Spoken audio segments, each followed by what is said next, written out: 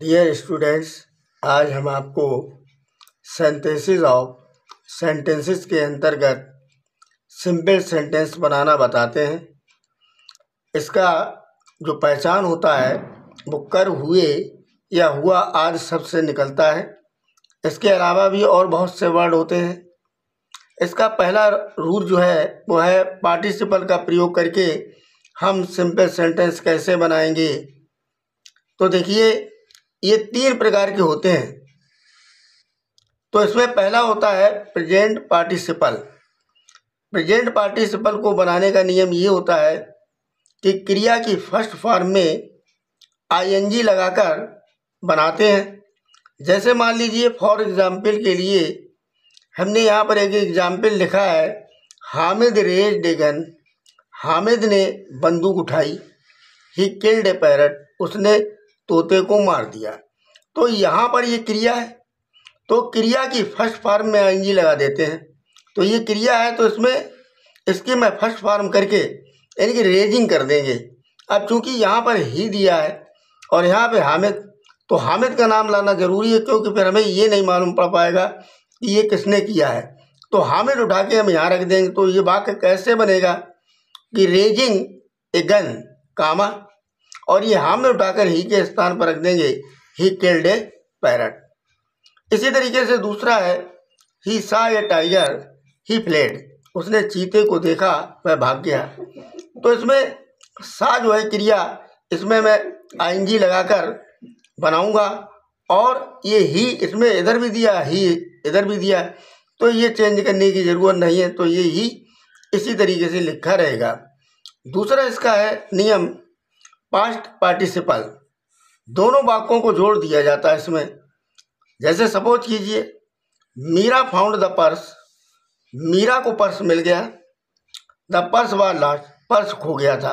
तो पर्स और पर्स 2 बार आया है।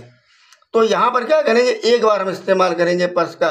तो क्या हो जाएगा वाक्य, मीरा फाउंड, और यहाँ से उठा लेंगे लॉस्ट, द लॉस्ट पर्स। तो पर्स देखिए एक बार आया है। इसी तरीके से दूसरा सेंटेंस दिया है, आई फाउंड माई शर्ट। मुझे मेरी शर्ट मिल गई। The shirt was lost. Shirt जो थी वो खो गई थी। तो ये लास्ट शब्द जो है यहाँ पे आ जाएगा। तो क्या हो जाएगा, I found my lost shirt, क्योंकि शर्ट 2 बार आया है, तो एक बार हम लेंगे इसमें। उसके बाद दूसरा अगला नियम जो है नेक्स्ट, वो है परफेक्ट पार्टिसिपल। परफेक्ट पार्टिसिपल में क्या होता है कि एक कार्य समाप्त होता है और दूसरा शुरू हो जाता है। इसको हैविंग प्लस थर्ड फॉर्म से बनाते हैं। जैसे सपोज कीजिए, विजय रॉट ए लेटर, यानी कि विजय ने पत्र लिखा। He gave it to his servant, और उसने इसको अपने नौकर को दे दिया, यानी कि पत्र लिखने का कार्य समाप्त हुआ और नौकर को देने का कार्य शुरू हो गया। तो एक कार्य समाप्त हुआ, दूसरा प्रारंभ हो गया। तो इसको हम इस तरीके से बनाएंगे, हैविंग और रॉट जो लिखा हुआ है इसकी थर्ड फॉर्म लगाएंगे, ए लेटर, और ये विजय यहाँ पे ले जाएंगे, क्योंकि ही विजय के लिए इस्तेमाल हुआ, तो विजय का नाम आना जरूरी है। तो इसलिए विजय को यहाँ पे ले आएंगे। तो क्या हो जाएगा, हैविंग रिटन ए लेटर, और यहाँ पर क्या हो जाएगा, Vijay gave it to his servant, यानी कि विजय ने किसको दे दिया, अपने नौकर को। तो इस तरीके से अगला नियम एक इसमें और आता है, वो है बीइंग। बीइंग का मतलब होता है के कारण। के कारण का प्रयोग करके सिंपल सेंटेंस बनाना। तो के कारण का मतलब कैसे होगा, इसके लिए मैंने यहाँ पर एग्जाम्पल लिखा है, ही वाज हंग्री, वह भूखा था। ही टुक हिज फूड, उसने अपना भोजन खाया। तो बीइंग हंग्री, भूखा होने के कारण, तो ये शब्द देखो निकला कारण।